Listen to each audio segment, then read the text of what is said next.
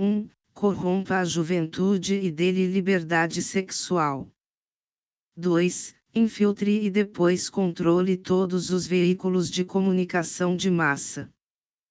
3. Divida a população em grupos antagônicos, incitando-os a discussões sobre assuntos sociais.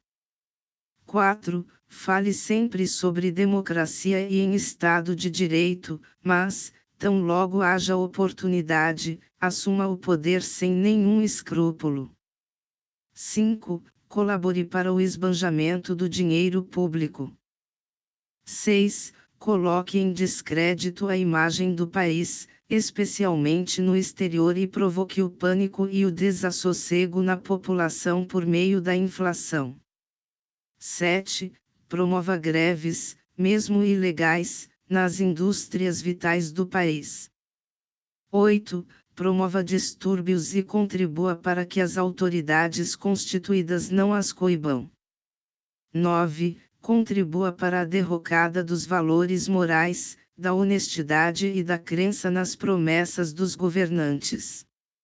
Nossos parlamentares infiltrados nos partidos democráticos devem acusar os não comunistas, obrigando-os, sem pena de expô-los ao ridículo, a votar somente no que for de interesse da causa socialista. 10. Procure catalogar todos aqueles que possuam armas de fogo, para que elas sejam confiscadas no momento oportuno, tornando impossível qualquer resistência à causa. Escrito por Lenin em 1913, que ficou conhecido como Decálogo de Lenin. Esse decálogo te lembra algum país? Nota: quando for dito socialismo, entenda como comunismo. Donald Trump disse que na Venezuela o socialismo foi implementado fielmente, ou seja, 100%, integralmente, o que equivale a dizer que o comunismo foi implantado na Venezuela. A nação brasileira foi traída. Você jovem, você estudante, você adulto de meia idade, você brasileiro, com certeza foi doutrinado no socialismo, marxismo cultural. Você nem se dá conta disso porque já nasceu vendo isso e acha tudo normal, como também acha normal os ditos movimentos sociais nas ruas com bandeiras vermelhas do comunismo, colocando fogo em pneus e fechando ruas, gritando palavras de ordem, MST e MTST, invadindo e tomando propriedades privadas ou públicas, os Black Blocs depredando o que se encontra pela frente. Se você acha isso normal, saiba que não é normal. Conseguiram inverter os valores. O país está de cabeça para baixo. O poste urinando no cachorro e chovendo para cima. Porém, o certo é certo, o errado é errado, usando de redundância. Bandidos arrasta-pé de chinelo com fuzil AK-47 a tira-colo, matando por nada, e bandidos engravatados roubando trilhões dos cofres públicos, nosso dinheiro, que matam milhões sem dispararem um só tiro, e que poderiam ser investidos em segurança pública, estradas, saúde, educação, etc. Em 2016, foram 62.517 assassinatos, a maioria de jovens entre 18 e 24 anos de idade.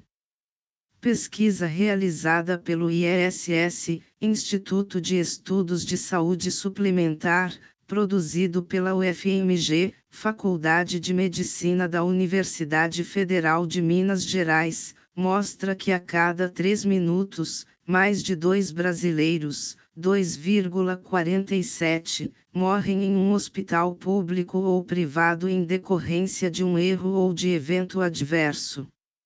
Em 2015, totalizou mais de 434.110 mortes desse tipo, ou 1,19 mil por dia, considerando o sistema de saúde nacional, público e privado. Para efeito comparativo, em 2013, o país registrou 339,67 mil mortes por doenças do aparelho circulatório. Na matéria que cita a pesquisa, não consta as mortes nas filas e corredores dos hospitais e de pessoas aguardando por meses e anos atendimento no SUS. Em 2010, foram 42.844 mortes nas estradas. E aqueles que morrem ou ficam sequelados depois de socorridos. O comunismo já matou por volta de 200 milhões em todo o mundo e continua matando, como na Venezuela e na Nicarágua, e não foi criminalizado, enquanto o nazismo matou cerca de 25 milhões e é criminalizado. Saia da caixinha. Veja, por exemplo, uma pessoa que nasce em Cuba e recebe a educação socialista comunista de seus pais, na escola, nos eventos públicos, nos únicos meios de comunicação que há e que são do governo, que engloba internet precária, rádio, jornal e televisão, bombardeando na cabeça do povo, dia e noite, que o comunista comandante Fidel Castro, que sob seu comando assassinou milhares, é um herói, que o guerrilheiro assassino Che Guevara é também um herói, e a doutrinação comunista não cessa, etc. O sujeito nasce e morre naquela bolha, naquela caixinha, naquela redoma sem conhecer outras culturas, sem direitos e liberdade num país sem nenhum desenvolvimento, que parou no tempo. É isto que você quer para si e seu país chamado Brasil. Recentemente, Maduro implantou na Venezuela o socialismo bolivariano do PT do Lula que destruiu aquele país economicamente e em todos os aspectos, que está matando seu povo de fome e doença. É isto que prega os partidos de esquerda, socialismo, o mal do século que invadiu o Ocidente e traz consigo destruição, fome e miséria. Veja como se deu a doutrinação socialista comunista aqui no Brasil.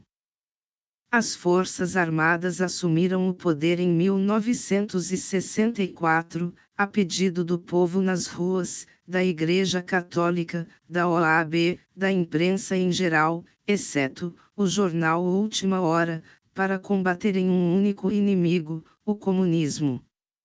O Brasil estava na iminência de ser comunizado, de virar uma Cuba, como está sendo agora, não mais pela via armada como se deu, mas, pela revolução cultural com base nas teses defendidas pelo italiano Antonio Gramsci.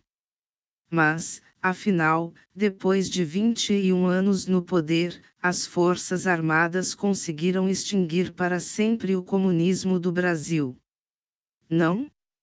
O comunismo sempre esteve e está aí mais vivo do que nunca. Aí é que está a traição. O cidadão comum jamais poderia, sequer, imaginar que o comunismo continuaria existindo, e o que é pior, galgaria o poder depois de 21 anos das Forças Armadas no poder, combatendo, ininterruptamente. O comunismo, cujo pai é Karl Marx, é uma ideologia utópica de uma sociedade sem classes e sem Estado, igualitária, ou seja, sem governo central. Por aí já se percebe que não funciona. É claro que sempre existirá uma classe dominante, a elite, como a família Castro em Cuba, a dinastia Kim na Coreia do Norte, o Partido Comunista na China, etc., e outra classe de dominados que são 99% da população que vive na miséria, sem qualquer tipo de liberdade. Quando do reconhecimento do PT como partido, o então presidente da República General João Batista Figueiredo disse: "Vocês querem, então vou reconhecer esse sindicato como partido, PT. Mas não esqueçam que um dia esse partido chegará ao poder e lá estando, tudo fará para instituir o comunismo." Nesse dia, vocês vão querer tirá-lo de lá. E para tirá-lo de lá, será a custo de muito sangue brasileiro. O PT foi reconhecido como partido em 1980. Lula, Leonel Brizola e Fernando Henrique Cardoso, FHC, foram os principais líderes comunistas à frente das diretas já.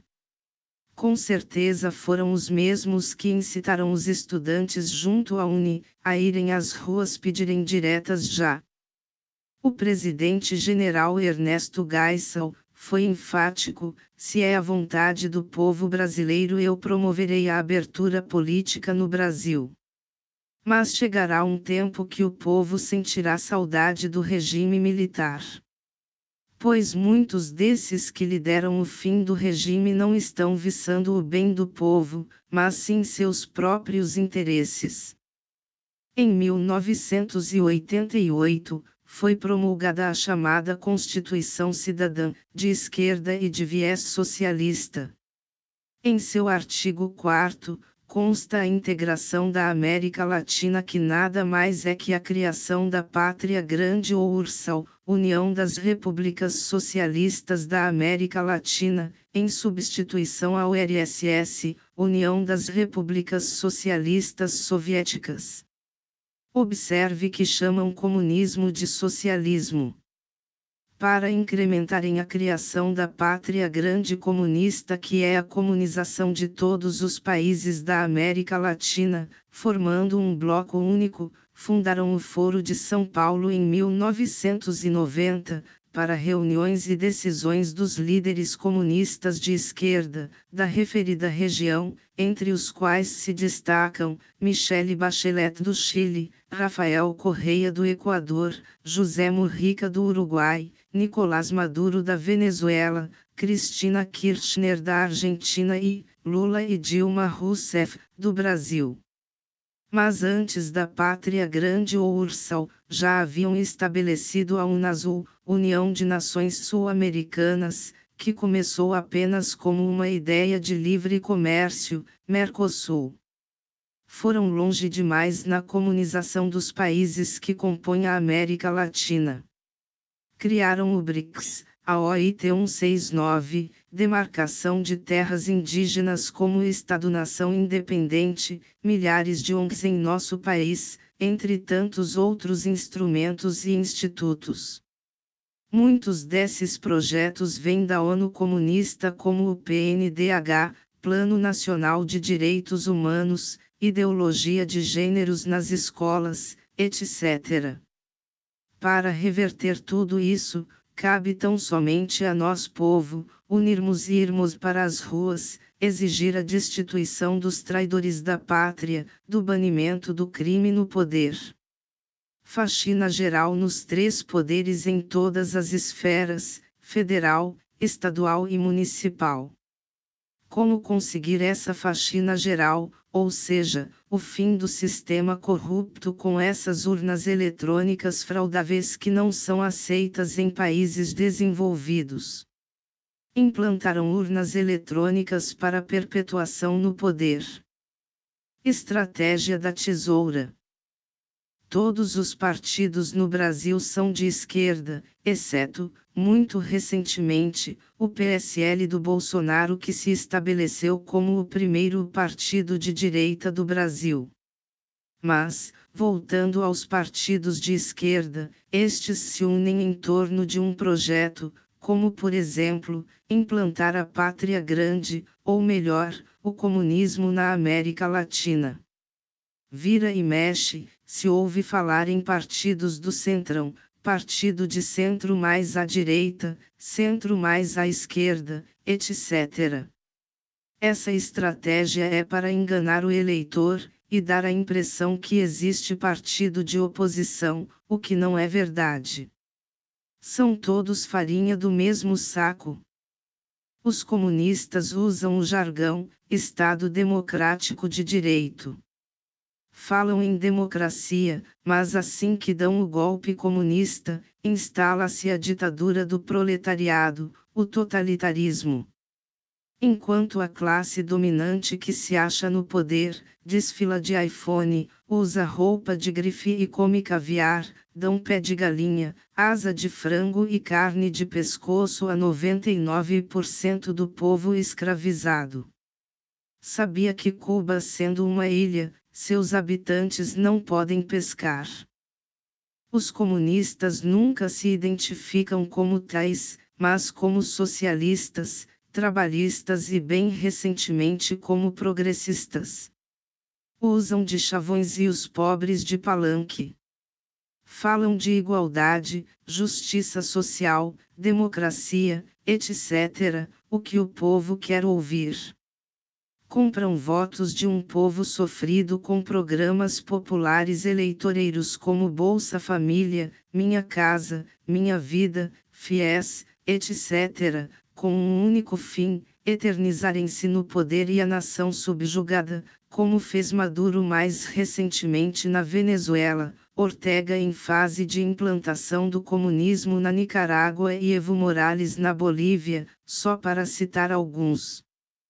O mal que se abateu sobre o Brasil, chama-se comunismo-socialismo, com esse capitalismo de compadrio em que o governo regulamenta tudo e todos, e que só gera corrupção, miséria e favelas.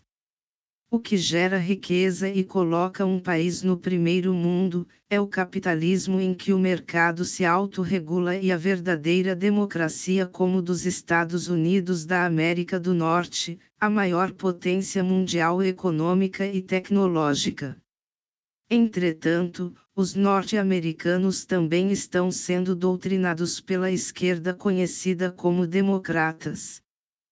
No Brasil, os comunistas conseguiram aparelhar o Estado, infiltrarem-se nas instituições para roubarem, nas escolas, universidades, imprensa e teatro para doutrinarem, e conseguiram doutrinar 100% da população brasileira. Estamos por um fio do golpe comunista. Se o povo não acordar o quanto antes, e tomarem as ruas das cidades pedindo pela deposição dos três poderes em todas as esferas, e por uma faxina geral, transformarão o Brasil numa Venezuela. Estamos aos 45 do segundo tempo. Os venezuelanos foram tarde demais para as ruas, depois que o Maduro já havia dado o golpe comunista. Acordem estudantes, acordem jovens, acordem padres e pastores antes que implantem o comunismo disfarçado de socialismo e extinguem o cristianismo, porque são ateus, antes que exterminem com a classe LGBT, e outras classes, porque é o que fazem quando estão no poder. Vamos todos para as ruas aos milhões tomar nosso país de volta enquanto há tempo. A situação atual do Brasil está infinitamente pior que pré-64. O Brasil é nosso, de mais de 200 milhões de habitantes e não de uma minoria criminosa que tomou o poder da nação com engano. Deus, pátria e família. Brasil acima de tudo, abaixo somente de Deus. Fé, força, união e coragem. Grave isto, o preço da liberdade é a eterna vigilância. O preço da liberdade é a eterna vigilância. O preço da liberdade é a eterna vigilância. Que Deus nos ajude nessa guerra do bem contra o mal, hoje e sempre.